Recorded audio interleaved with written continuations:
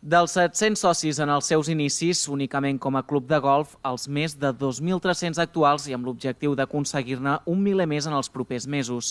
Amb aquesta intenció afronta el Golf Costa Daurada Tarragona Sports Center l'ampliació que ha començat en les darreres setmanes. La primera fase dels treballs permetrà ampliar les places d'aparcament gratuït de les 170 actuals fins a les 300, un primer projecte que contempla també la instal·lació de plaques solars i carregadors per a cotxes elèctrics.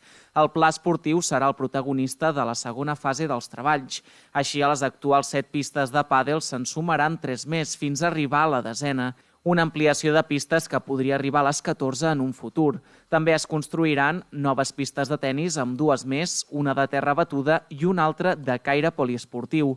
Una expansió que vol aprofitar el bon moment que passen aquest tipus de clubs esportius arran de les demandes provocades per les restriccions de la pandèmia. Després del paron i les dificultats que hem tingut amb la pandèmia, la gent amb el retorn a l'activitat i sobretot a l'activitat a l'aire lliure, la veritat és que ho ha agafat amb moltes ganes i estem creixent com no ens esperàvem.